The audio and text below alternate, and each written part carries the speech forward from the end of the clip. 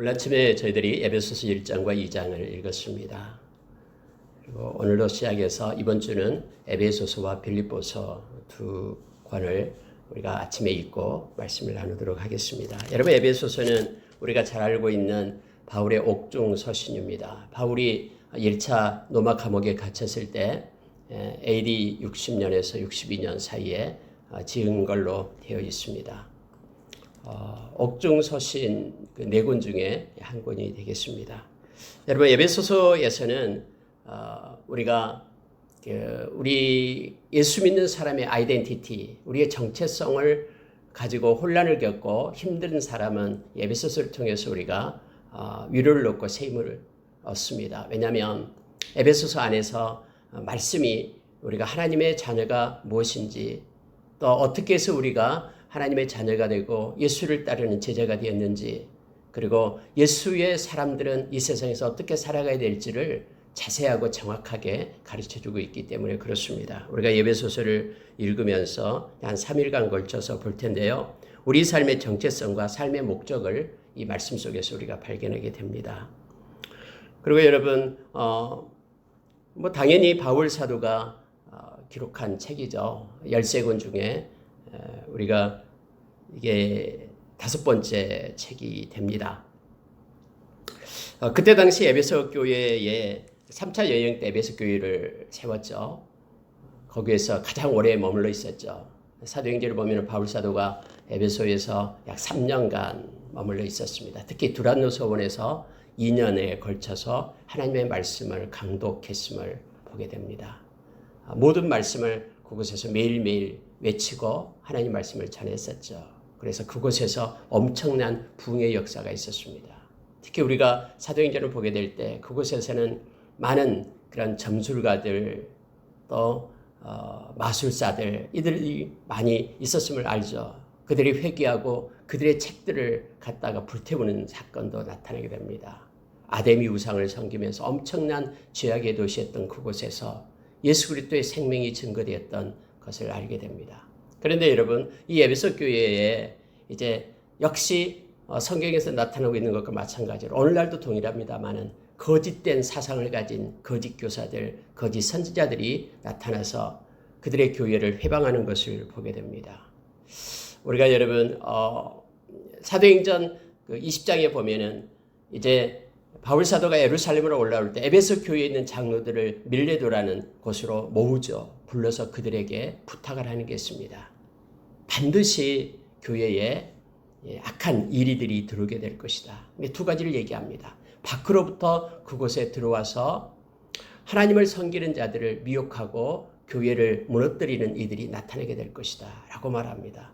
또 하나는 너희들 중에서 예수 그리스도를 따라야 되는데 너희들이 그들을 유혹해가지고 자기를 따르게 하는 그러한 악한 자가 나타나게 될 것이다 라고 얘기합니다. 그러면서 여러분, 바울 사도가 내가 성령과 말씀에 부탁했다라고 말합니다. 결국 여러분, 우리가 마지막 때에 하나님의 말씀이 없이는 악한 자의 미혹을 받아 무너지게 됨을 보게 됩니다. 데살로니가후서 2장에서 말하는 것처럼 불법의 비밀이 나올 때에 우리의 마음 가운데 진리의 사랑, 이 알레떼이아, 이 하나님의 말씀에 대한 사랑이 없는 사람들은 다 미혹을 받게 된다고 성경은 말합니다. 바울 사도가 에베소 교회에 부탁한 게 뭐냐면 너희들이 진리에 서라라는 겁니다. 하나님의 말씀을 붙잡고 있을 때에는 외부로부터 들어온 악한 자, 그들 뿐만 아니라 내부에서 생긴 모든 것들도 다 이기고 승리할 수 있다고 말하면서 말씀을 붙잡고 살 것을 말해주고 있습니다. 특히 에베소서 가운데에서는요, 과거에 그러한 벗어난 그런 새로운 방식으로 그들이 생각하고 격려할 것을 말해주고 있습니다. 그때 당시 그것은 우상의 도시였기 때문에요. 이제 예수를 믿고 새롭게 됐는데 옛날 생각을 보태지 말고 이제는 새로운 피조물로서 새롭게 하나님의 백성으로 설 것을 요청하는 그러한 내용이 이 에베소서의 내용이 됩니다. 그들은 우상 숭배, 불의한 성적인 관계, 어리석은 철학, 이것에 빠져 있었던 사람이었지만은 이제 그리스도 안에서, 예수 안에서, 바울이 전한 복음 안에서 그들은 빛의 사람으로 새롭게 되었기 때문에 그들을 자신의 정체성을 가지고 하나님의 바라보는, 하나님의 그런 자녀로서 예수 그리스도의 제자로서 설 것을 요청하는 것이 바로 이 에베소서입니다. 에베소서를 읽으면 너무나 깊습니다. 우리가 잘 아는 그 로이드 존스 목사님께서는 에베소서를 가지고 8권을 책을 썼죠. 너무나 우리가 잘 알고 있는 그런 책입니다. 잘 읽고 또 너무나 의뢰받는 책 중에 하나입니다. 그만큼 에베소서는 하나님의 백성으로서 어떤 정체성을 드러내고 이 말씀을 묻고 묵상할 때에 정말로 우리가 세상에 속한 자가 아니라 하나님에 속한 자가 됨에 얼마나 감사하고 감격한지 이 말씀을 통해서 우리가 깨닫게 됩니다. 그래서 여러분 또한 여기에 에베소서는 교회에 대한 내용도 나옵니다. 아까 우리가 2장에서 읽었듯이 나오고요. 그리고 은사에 대한 얘기도 나옵니다. 다음에 4장에서 자세하게 나오고 있습니다. 이 말씀을 읽으면서 우리에게 큰 은혜가 임하기를 원합니다. 여러분 먼저 에베소서 1장에 보면 1절을 한번 보시기 바랍니다. 하나님의 뜻으로 말미암아 그리스도 예수의 사도된 바울은 에베소에 있는 성도들과 그리스도 예수 안에 있는 신실한 자들에게 편지하노니 하나님 우리 아버지와 주 예수 그리스도로부터 은혜와 평강이 내게 있을지어다라고 인사말을 시작합니다. 바울의 인사말은 언제나 은혜와 평강을 얘기합니다. 하나님의 은혜, 카리스, 하나님의 자녀에게는 이 하나님의 은혜가 있어야 됨을 우리에게 가르쳐주죠. 다시 말하면 하나님의 활동을 얘기합니다. 우리의 생각 속에, 마음 속에 하나님의 활동이 일어나는 것이 은혜입니다. 우리의 삶 가운데 우리 주님이 개입해서 활동하는 것, 이것이 은혜 가운데 있다라는 뜻입니다. 그리고 살아계신 하나님 때문에 상황과는 상관없이 우리의 마음 가운데 주님이 주신 위로와 기쁨, 평강이 있는 것, 이것이 가장 큰 은혜고 행복임을 우리는 잘 알고 있습니다. 늘 우리가 이 세상 살아갈 때에 빌보서 3장에서 말했던 것처럼 하나님의 나라의 시민권을 가진 자로서 하나님의 은혜 가운데 그리고 하나님의 평강 가운데 우리가 머물러 있기를 원합니다.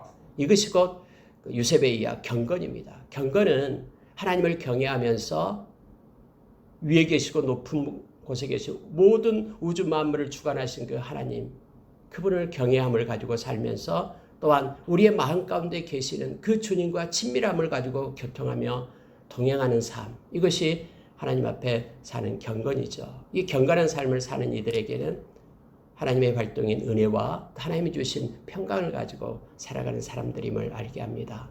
세상에서 요동하지 않는 그런 은혜와 평강이 저와 여러분에게 있기를 원합니다. 오늘 이 말씀을 쓰는 그 주체를 말할 때 에베소에 있는 성도들 그리고 예수 안에 있는 신실한 자들에게 편지한다고 말합니다. 예수 안에 있는 신실한 자들, 오늘 저와 여러분에게 하나님께서는 이 바울의 손을 빌려서 우리에게 지금 편지하고 있는 것입니다. 예수 안에 있는 저와 여러분에게 지금 하나님은 이 편지, 이 말씀을 가지고 우리에게 지금 말씀하고 계심을 압니다. 이 말씀을 우리가 그대로 받기를 원합니다. 여러분 3절에 보면요. 그리스도 안에서 하늘에 속한 모든 신령한 복을 우리에게 주시되 라고 말합니다. 하나님의 신령한 복은 반드시 그리스도 안에만 있습니다. 예수 그리스도를 떠나서는 하나님이 주시는 신령한 복을 우리가 누릴 수 없습니다. 잘 아는 요한복음 15장 5절의 말씀처럼 예수님은 포도나무 우리는 가지라 했죠. 그가 내 안에 내가 그 안에 있으면 이 사람은 열매를 많이 맺나니 너희가 나를 떠나서는 아무것도 할 수 없다라고 얘기합니다. 예수 그리스도가 아니면은 우리는 어떤 것도 할 수 없습니다. 왜냐하면 예수 그리스도의 의를 힘입고 살아가는 우리가 되기 때문에 고린도후서 5장 21절에서 아무 흠없는 예수님께서 우리의 죄가 되고 그래서 십자가에서 우리 대신 죽으시고요. 예수님의 의가 우리의 의가 된 것이죠. 그래서 우리는 예수를 떠나서는요. 아무런 의가 없어집니다.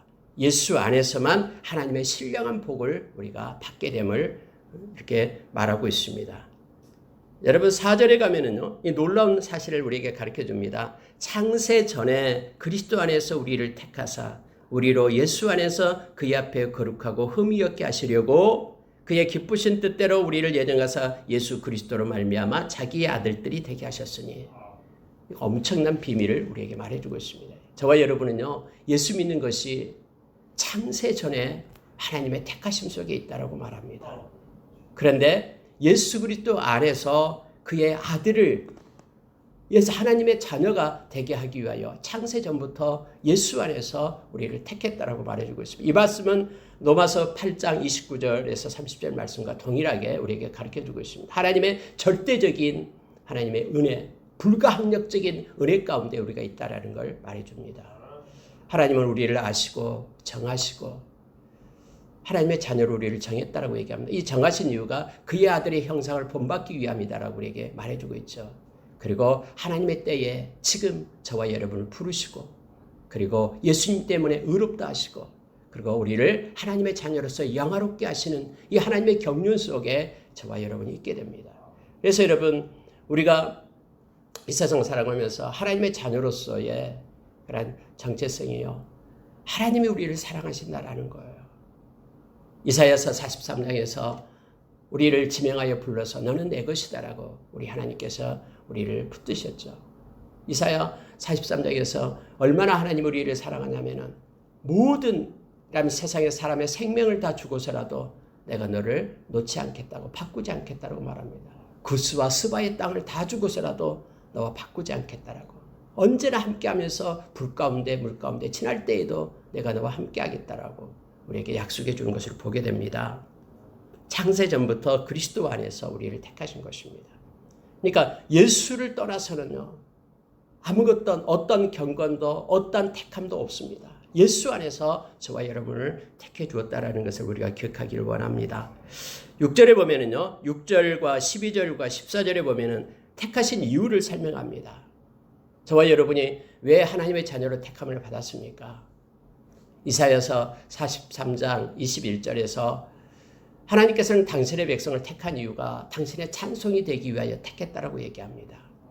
저와 여러분을 하나님께서는 택하신 이유도 오늘 에베소서 1장에 동일하게 말합니다. 자, 6절에 보십시오.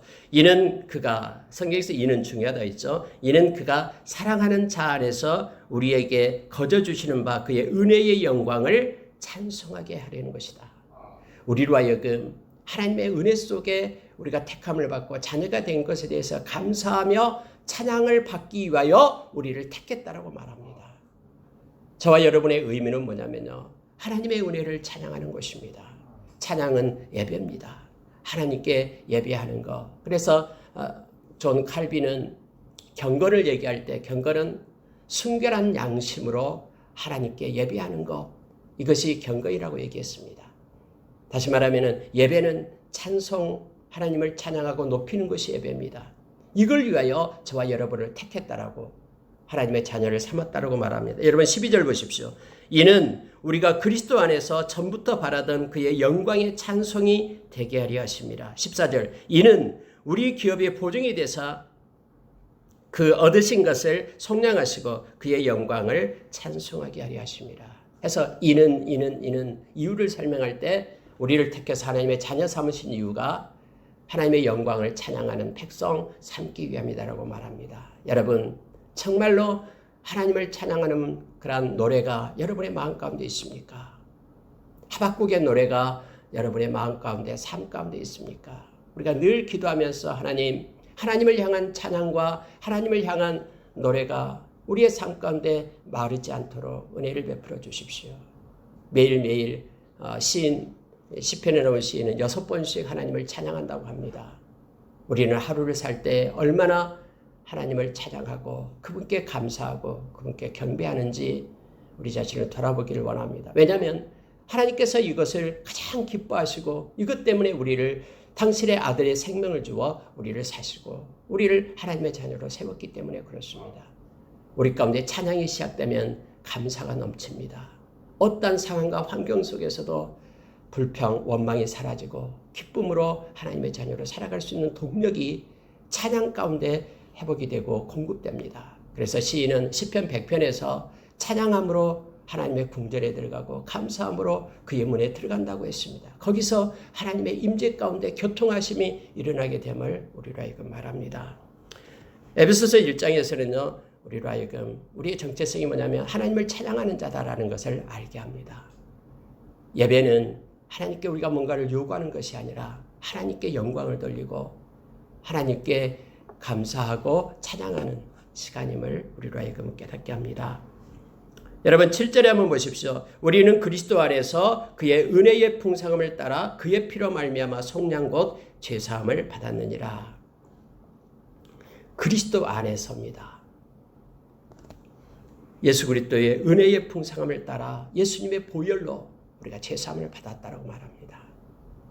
세상의 그 어떤 죄도 성경에서 기록된 게 나면서부터 죽을 때까지 다 모든 노력을 다해서 모은 재산을 다 주고도 죄 하나 해결할 수 없다라고 우리에게 가르쳐주죠. 죄의 싹은 사망이고 우리의 죄값은 예수 그리스도가 당신의 보혈로 우리에게 사함을 주셨다라고 성경은 분명하게 선포합니다. 그래서 여러분 예수님의 보혈 앞에 악한 사탄은 꼼짝 못하는 거예요. 세상의 악한 영을 이길 수 있는 것은 성경에서 4가지를 기록합니다. 예수님의 보혈. 왜냐하면 그 피값으로 우리의 죄값을 다 지불했기 때문에 악한 사탄이 우리를 끌고 갈 수 있는 그러한 이유가 없어지는 거예요. 우리 주님이 죄값을 다 지불했기 때문에 그렇습니다. 그래서 요한계시록 12장 11절에서 어린 양의 피가 그를 이겼다라고 우리에게 말합니다. 또한 여러분 이 말씀은 살아있기 때문에 말씀이 약한 자를 이기죠. 그래서 말씀이 우리를 하나님의 사람으로 온전케 한다라고 우리에게 가르쳐줍니다.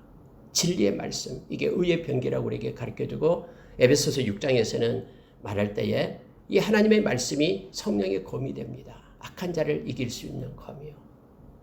그를 증언한 말씀이 그를 이겼다라고 동일하게 요한계시록 12장 11절에서 우리에게 말해주고 있죠.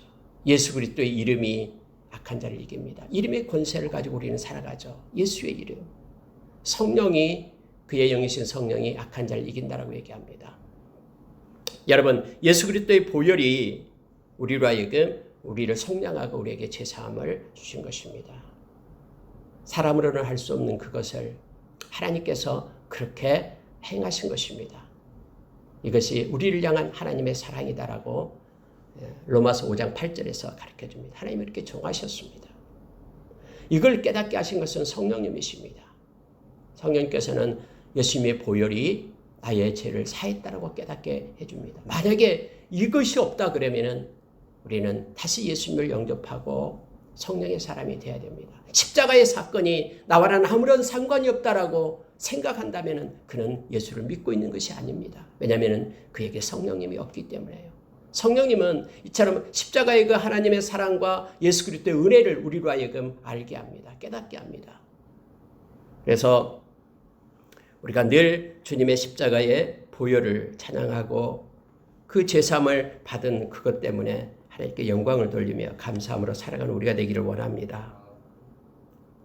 여러분 10절 보십시오. 다 예수 안에요. 예수가 아니면 아무것도 아닙니다. 10절 보십시오. 하늘에 있는 것이나 땅에 있는 것이 다 그리스도 안에서 통일되게 하려 하십니다.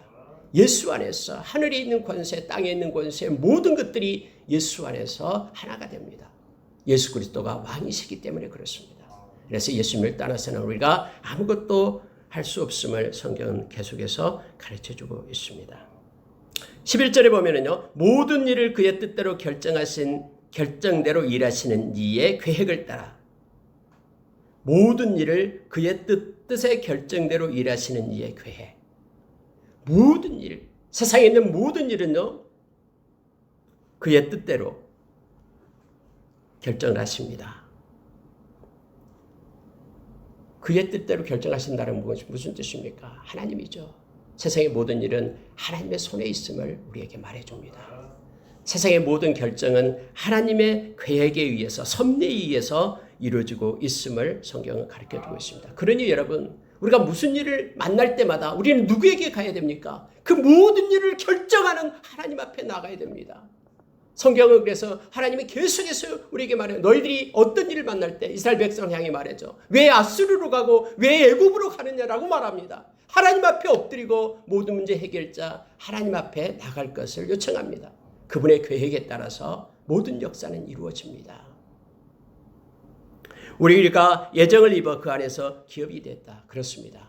저와 여러분요, 하나님의 기업입니다. 존귀한 하나님의 기업이에요. 하나님이 함께 하시고 하나님의 역사하시는 하나님의 백성들은 이 땅에 하나님의 기업이 됩니다.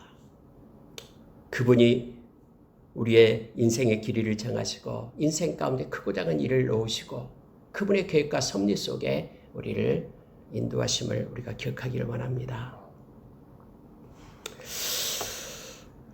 여러분 13절을 보면은요. 그 안에서 예수 안에입니다. 너희도 진리의 말씀 곧 너희의 구원의 복음을 듣고 그 안에서 또 믿어 약속의 성령으로 인치심을 받았으니 이렇게 성경은 기록합니다.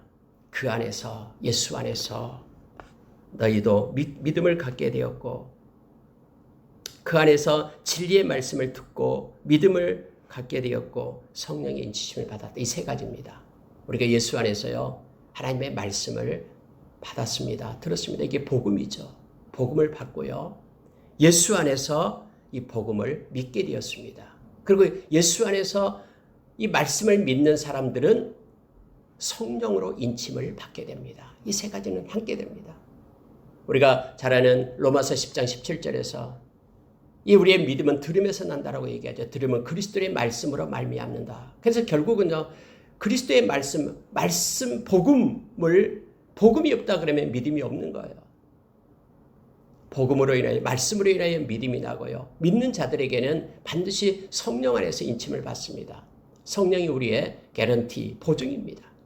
그래서 로마서 8장에서 우리가 이 세상 끝날 때 하나님 앞에서 누가 우리를 보증하냐면요. 성령님이 보증해요.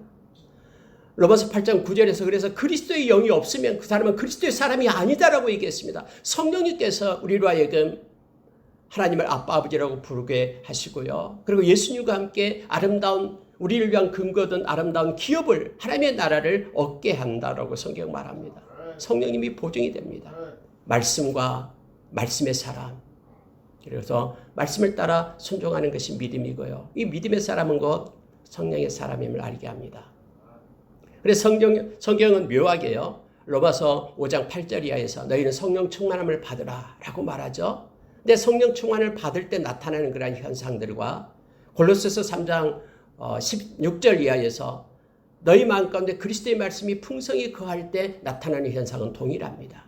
다시 말하면 성령 충만하다라는 것은 곧 말씀 충만함을 우리에게 말해주고 있죠. 너희가 지혜를 얻고 이것저것 관할 수 있는 그런 동력을 얻고 뿐만 아니라 너희 속에 하나님을 감사하는 마음이 일고 또 시와 찬미로 하나님께 노래하는 그런 현상들이 성령 충만함과 말씀 충만함으로 같이 나타나게 됨을 알게 합니다. 우리는 복음을 예수 안에서 들었고 예수 안에서 믿음을 가졌고 예수 안에서 성령으로 인침을 받은 자임을 기억하면서 우리 주님과 함께 동행하는 자 되기를 원합니다. 여러분 17절 이하에 보면은요. 우리 주 예수 그리스도의 하나님 영광의 아버지께서 우리에게 주신 것이 세 가지가 있습니다. 예수를 믿게 되면은 어떤 것이 있냐면 이거예요. 지혜와 계시의 영을 너희에게 주사 하나님을 알게 하시고 하나님께서 우리의 마음 가운데 지혜와 계시의 영을 주셨다라고 얘기합니다. 지혜와 계시의 영. 성령께서 하시는 것이죠. 성령님은 지혜의 영이시고요. 계시의 영이십니다. 그 성령님으로 인하여 하나님을 알게 하시고 우리 가운데 성령님이 없으면요. 절대로 하나님을 알 수가 없습니다. 여러분 하나님을 아는 지식 이것이 존 칼빈은 이걸 갖다 믿음이다라고 얘기했죠. 우리가 하나님이 나의 아버지며 모든 우주를 창조하신 그 하나님 영화로우신 보좌이며 우리의 소망이 되시고 생수의 근원이 되신 우리 하나님을 우리가 아는 것은 우리 가운데 있는 성령님께서 가르쳐 주신 것입니다. 그리고 두 번째는 여러분 너희 마음의 눈을 밝히사 그의 부르심의 소망이 무엇이며 성도 안의 기업의 풍성함이 무엇이며 자 우리에게 알게 하신 것이 뭐냐면 마음의 눈을 밝히신 분이 하나님이십니다. 우리의 마음의 문이 밝아질 때 부르심의 소망을 안다라는 거예요. 우리의 존재 이유를 알게 됩니다. 하나님께서 나를 불러서 당신의 자녀 삼았구나. 이걸 알게 된다라고 말합니다. 하나님 내가 이 땅을 어떻게 살아야 됩니까? 하나님께서 부르신 그 존재 이유대로 살기를 원합니다. 그 부르심의 소망을 우리 가운데 알려주는 것이 하나님께서 우리의 마음의 눈을 밝히사 알게 한다라고 말해주고 있습니다. 또 하나는요. 기업의 영광의 풍성함이 무엇인지를 알게 한다는 거예요. 기업의 영광의 풍성함. 여러분 하나님은 우리의 기업이 되시고 또한 우리는 하나님의 기업이 됩니다. 그리고 여러분 우리를 위하여 금거둔 하나님의 그 기업 하나님의 나라 이 영광의 풍성함을 알게 됩니다. 하나님께서 우리의 마음의 눈을 뜨게 하지 않으면요, 하나님의 나라가 아무런 의미가 없어져요. 그러나 하나님께서 우리 마음의 눈을 뜨게 하면은 하나님 나라가 얼마나 보배롭고 존귀한지를 알게 합니다. 그 하나님의 나라의 영광의 풍성함이 얼마나 큰지를 깨닫게 되는 거예요. 우리 가운데 계속해서 부어주시는 그런 성령의 인도하심 속에 우리는 하나님의 나라를 사모하는 자로 우리를 세우는 것입니다. 그래서 여러분, 예수 안에서 믿음이 깊어질수록요, 하나님의 나라에 대한 소망의 그 깊이가 더해지는 겁니다. 데살로니가전서 1장에서 말하는 것처럼, 그래서 주님이 오심, 주님의 강림의 기다림이 우리 가운데 막 일어나기 시작하는 거예요. 디모데후서 4장 8절의 말씀처럼 그의 나타나심을 사모하는 마음이 우리 가운데 일기 시작합니다. 왜냐하면 기업의 영광의 풍성함을 알게 되기 때문에 그렇습니다. 이 땅에서 천년만년 살 것처럼 이 땅의 논리와 가치로 살지 않고요, 하나님의 나라의 논리와 가치로 살아가는, 하나님의 나라를 너무 사모하게 됩니다. 여러분, 복음서를 다 우리가 봤습니다. 복음서에서 나타나는 예수님께서 우리에게 가르쳐주고자 하는 내용이 뭡니까? 하나님의 나라예요. 그분은 말씀을 외치자마자 회개하라, 천국이 가까이 왔느냐로부터 외치기 시작했어요. 예수님께서 부활하시고 40일 동안 계실 때에 사도행전 1장에서 제자들에게 가르친 것이 뭐냐면, 이 땅에서 잘 사는 경제적인 논리를 가르친 거 아니잖아요. 재테크를 가르친 것도 아니고요. 예수님이 제자들을 가르친 건 뭐냐면 하나님의 나라의 일을 가르치셨어요. 왜냐하면 그것이 가장 존귀하고 가치 있기 때문에 그렇습니다. 우리의 마음의 눈을 열게 해서 우리 기업의 영광의 풍성함이 무엇인지를 하나님께서는 우리에게 가르쳐 줍니다. 그리고 여러분 19절 보시기 바랍니다. 그의 힘의 위력으로 역사하심을 따라 믿는 우리에게 베푸신 능력의 지극히 크심이 어떤 것을 너희로 알게 하시기를 구하노라라고 말합니다. 물론 이건 바울 사도가 지금 기도하고 있는 거예요. 하나님께서 너희들에게도 나에게 가르쳐 줬던 이 비밀을 너희들도 가지기를 원한다라고 하면서 하나님 앞에 기도하고 있는 내용입니다. 이거예요. 그의 힘의 유력으로 역사하심을 따라 믿는 우리에게 베푸신 능력의 지극히 크심이었다는 것은 무엇인지, 이게 무슨 뜻입니까? 하나님의 능력, 예수 그리스도의 능력을 깨닫게 되기를 원한다라는 것입니다. 능력의 지극히 크심을 어떤 것을 알기를 원한다라는 거예요. 하나님의 능력. 이것을 아는 사람은 하나님 앞에 정직합니다. 그리고 하나님만을 의지합니다. 하나님의 얼마나 위대하시고 전능하신 그 올마이티, 그 전능하신 그 하나님, 모든 능력을 가지신 그분을 아는 사람은 하나님 앞에 엎드려 기도하고요, 그분의 손을 구하는 거예요. 그분의 손이 우리 가운데 임하기를 그렇게 간구하고 나가는 것입니다. 바울 사도가 지금 원하는 게 그겁니다. 능력의 지극히 크심이 어떤 것을 알기를 원한다라고 말합니다. 세 가지를 크게 말하고 있습니다. 다시 말하면 지혜와 계시의 영으로 인하여 하나님을 더 깊이 아는 자, 그리고 우리가 이 땅에 부르심의 소망, 그리고 하나님의 나라의 영광의 풍성함을 마음속에 깨닫고 이 땅을 가치를 가지고 사는 자가 아니라 하나님의 나라의 가치를 가지고 사는 자로 우리가 세워지기를, 그리고 하나님의 능력이 얼마나 큰지 그 능력의 그 크심을, 지극히 크심을 아는 자로 살기를 원합니다. 그렇게 될 때 우리는 흔들리지 않습니다. 하나님을 의지하고 인생을 살아가게 됨을 알게 합니다. 그러면서 여러분 23절 보시기 바랍니다. 이 교회에 대해서 말씀을 하는데요, 교회의 머리가 예수님이라고 말합니다. 자, 22절 23절 보십시오. 또 만물을 그의 발 아래 복종하게 하시고 그를 만물 위에 교회의 머리로 삼으셨느니라. 교회는 그의 몸이니 만물 안에서 만물을 충만하게 하시는 이의 충만함이니라. 에클레시아, 이 교회, 여러분 이때 교회는 건물이 아닙니다. 교회는 하나님의 택자들의 모임을 얘기하죠. 교회는, 에클레시아는 영원합니다. 왜냐하면 우리 주님의 충만함으로 채워져 있기 때문에 그렇습니다. 우리 주님이 머리가 되고요, 우리는 그의 몸입니다. 우리는 유기체적으로 예수 믿는 사람들은 서로 연결되어 있습니다. 주님이 오실 때까지 교회는 영원하고요, 교회만이 세상의 소망이 됨을 우리로 하여금 알게 합니다. 교회의 주인이 바로 예수 그리스도입니다. 만약에 교회의 주인이 예수 그리스도가 아니다면 그것은 교회가 아닙니다. 성경에서 그렇게 정의하고 있기 때문에 그렇습니다. 하나님께서 이 세상에 만든 것이 참에 가정이 있습니다. 그래 하나님이 가정을 만들었죠. 가정은 절대로 악한 자는 파괴하려고 하지만 파괴되지 않습니다. 주님 오실 때까지 함께합니다. 왜냐하면 전능하신 하나님이 만드신 것이고 그것은 영원합니다. 그리고 우리 주님이 세우신 교회는 절대로 파괴되지 않습니다. 악한 자는 이 가정과 교회를 파괴하려고 합니다. 그러나 가정과 교회는 우리 하나님께 속한 것이고 하나님께서 인도하시고 지키시고 계시기 때문에 영원합니다. 음부의 권세가 해하지 못할 것이다 라고 마태복음 16장 18절에서 성경은 우리에게 가르쳐 줍니다. 여러분 2장에 가면은요 너무너무나 우리 가운데 은혜를 주시는 내용이 있습니다. 왜냐하면 이전에는 너희들이 이랬다. 그런데 지금은 예수 안에서 너희들의 모습이 이렇다라는 것을 적나라하게 보여준 것이 바로 에베소서 2장입니다. 특히 여러분 2장 1절에 보십시오. 그는 허물과 죄로 죽었던 너희를 살리셨도다. 그때에 너희가 그 가운데서 행하여 이 세상 풍조를 따르고 공중의 권세 잡는 자를 따랐으니 곧 지금 불순종의 아들들 가운데 역사하는 영이라. 전에는 우리도 다 그 가운데서 우리 육체의 욕심을 따라 지내며 육체와 마음이 원하는 것을 하여 다른 이들과 같이 본질상 진노의 자녀였더니 하면서 우리가 예수 믿기 전에 예수님께서 우리를 부르시기 전에 있었던 그때를 얘기하고 있습니다. 그때는 여러분요 성경이 이렇게 말하고 있습니다. 공중 권세 잡는 자 그를 따랐다라고 얘기합니다. 이 공중 권세 잡는 자가 바로 악한 사탄을 얘기하고 있는 것입니다. 그때 당시에는 이 공중의 세력이 하나님을 배반한 악한 사탄이 그곳에서 활동하는 것으로 되어 있습니다. 예수 그리스도께서 십자가에서 그들의 세력을 멸했죠. 히브리서 2장에서요. 근데 여러분 우리가 예수 그리스도 안에 있지 않으면은 지금도 역시 공중 권세 잡는 자, 악한 세상의 영에 붙들려 산다라고 성경은 정의하고 있습니다. 자, 여러분 보십시오.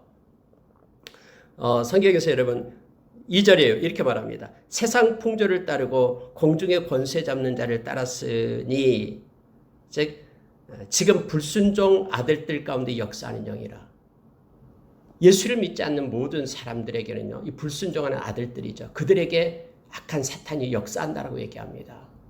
그러나 성령을 가진 저와 여러분은 절대로 악한 사탄이 우리를 이끌 수가 없죠. 끌 수가 없습니다.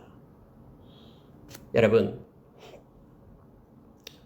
만약에 우리가 예수 믿는 것인가 예수 믿지 않는 것인가 얘기할 때 악한 사탄에게 붙들리게 되면 두 가지 현상이 나타납니다. 그게 뭐냐면요. 오늘 말씀처럼 세상의 풍조를 따라가게 됩니다. 세상과 그대로 세상의 마음을 가지고 세상을 따라서 가게 돼요. 풍조를 따릅니다. 또 하나는 3절에서 말하고 있는 것처럼요. 우리 육체의 욕심을 따라 지내며 육체와 마음이 원하는 것을 하여 이렇게 되어 있죠. 우리의 정욕대로 살아가게 됩니다. 성경에서 계속해서 우리 갈라디아서도 봤습니다만 성령을 쫓는 삶과 육체를 쫓는 삶에 나눠주게 있죠. 이 육체를 쫓는 삶이 뭐냐면요. 바로 악한 자가 이끄는 그런 삶을 살아가는 내용입니다. 사람들은 말합니다. 인생이 내 것인데 내 마음대로 세상을 산다라고 얘기하죠. 근데 그렇게 살도록 말하는 것이 그렇게 살도록 유혹하고 이끄는 것이 악한 자라는 것을 세상은 말해주고 있습니다. 말씀은 우리에게 가르쳐주고 있습니다. 우리는 우리의 정욕대로 사는 자가 아닙니다. 우리는 말씀을 따라서 성령의 인도하심을 받아 사는 자들임을 성경은 말해줍니다. 그러나 우리가 예수를 믿지 않게 될 때는 우리의 마음대로 나의 정욕대로 세상을 나의 생각대로 살아가고 또 세상에 여기서 풍조를 따라서 살아가는 자로 우리가 섰음을 알게 합니다. 이것만 보고 마칠게요. 그러나 지금은 어떻습니까? 4절에 보십시오. 긍휼이 풍성하신 하나님이 우리를 사랑하신 그 큰 사랑으로 인하여 하나님의 사랑 때문에 나의 힘 때문에 여기서 벗어난 것이 아니라 하나님의 사랑 때문에 긍휼 때문에 저와 여러분은 그리스도와 함께 살게 되었다라고 말합니다. 허물로 죽은 우리를 그리스도와 함께 살리셨고 또 6절입니다. 함께 일으키사 그리스도 안에서 함께 하늘에 앉히시니 이는 그리스도 예수 안에서 우리에게 자비하심으로써 그 은혜의 지극히 풍성함을 오는 여러 세대에 나타내려 하심이라. 이거예요. 하나님의 사랑이 어디 있냐면요. 우리는 이 세상 풍조를 따르고 나의 정욕대로 살아서 진노의 자녀로 망할 수밖에 없는 우리의 그런 모습이지만은, 그러나 하나님의 사랑이, 긍휼이 우리에게 개입해서 예수 그리스도와 함께하게 했다라는 겁니다. 그래서 우리는 예수 그리스도를 떠나서는 안 되는 자들로 지금 나타납니다. 예수 그리스도와 함께 살렸고, 함께 일으켰고, 함께 하늘에 앉히셨고, 그래서 로마서 8장에서도 예수 그리스도와 함께 하나님의 나라를 상속받을 자로 우리를 세우신 것입니다. 이것이 하나님의 은혜다라고 8절에서 우리에게 가르쳐 줍니다. 이 은혜로, 그 은혜에 의하여 믿음으로 말미암아 우리가 구원을 받았다. 이것이 너희에게서 난 것이 아니니 하나님의 선물이다라고 말합니다. 그러니 너희는 자랑하지 못할지니라. 그렇습니다. 저와 여러분이 구원을 받는 것은요, 전적인 하나님의 은혜입니다. 하나님 우리에게 긍휼을 베풀고 사랑을 주었기 때문에요. 그래서 우리가 구원받은 것에 대해서 우리가 자랑할 것이 없습니다. 단지 우리가 아까 1장에서 말했던 것처럼 이 은혜에 감사하며 하나님께 찬양하고 예배하는 그러한 것이 우리의 정체성임을 성경은 가르쳐 줍니다. 여러분, 조금 더 이제 오늘 앞에 서두가 좀 있었기 때문에 조금 진도를 나가지 않았습니다만은 더 에베소서를 보게 되면요, 이거이 나옵니다. 하나님의 주권과 인간의 자유의지와 주권에 대해서 쭉 말해주고 있습니다. 주권은 이 은혜, 하나님의 전적인 하나님께 속한 것이죠. 그래서 하나님의 은혜와 선택과 예정, 긍휼, 이것은 하나님의 주권 속에 있는 것들입니다.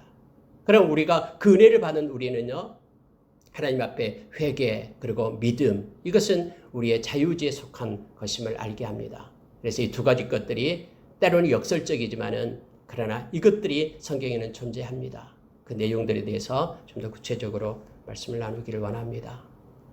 말씀을 마치겠습니다. 오늘 말씀은 우리가 예수를 떠나서는 안 된다라고 말씀하고 있는 것입니다. 예수 안에서 하나님이 태초 전부터 그렇게 우리를 하나님의 자녀 삼기로 예정하셨고, 저와 여러분의 정체성은 우리에게 구원을 베푸신 그 은혜에 감사하며 평생 찬양하며 하나님께 영광 돌리는 삶을 사는 것이 우리의 본분임을 알게 합니다. 그럴 때 하나님의 위로와 하나님의 평강과 기쁨이 우리와 함께하고, 평생 우리에게 하나님께서 우리를 책임져 주시고, 요한일서 5장 18절의 말씀처럼 악한 것이 만지지도 못하게끔 우리를 지키시고 인도하실 것입니다. 오늘 하루도 하나님과 함께 기쁨을 누리는 하루가 되기를 원합니다. 기도하겠습니다.